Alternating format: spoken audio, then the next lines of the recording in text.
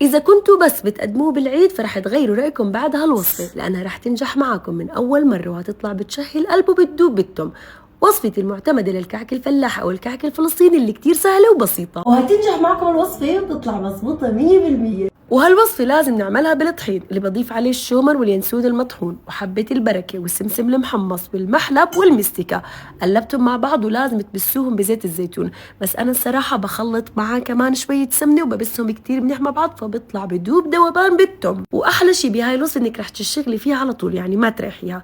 ضيفوا عليها سكر البودرة والحليب، رح نحط عليه شوية خميرة ونلم العجينة لم. حاولوا ما تعجنوها كتير عشان تطلع بتجنن. شوفوا العجينة كيف طالعة معاي بتاخد العقل، وكيف اعرف انه ما بدها حليب زياده. شوفوا ما فيها شقوق ولا بتلزق بايدي. رح اتركها ترتاح على الاقل نص ساعه زمن، وما شاء الله العجينه طالعه بتاخد العقل. اما طريقه تشكيلها انا بحب اريح واخفف، فبفرد العجينه كامله على طاوله المطبخ، وبكون عامله العجوه اللي كتبت لكم طريقتها تحت الفيديو بهذا الشكل الطولي. بعدين ببلش اخذ والفها مثل الرول، بعدين اقطعهم والفهم كلهم مره واحده، هيك بضمن انهم ما يخمروا زياده ولا وحده تطلع شكلها غير الثانيه. على الفرن على حراره 200 لحتى تجهز معكم. على فكره احنا في فلسطين بنعمله كل السنه ولازم كل ضيوفنا ياكلوا منه.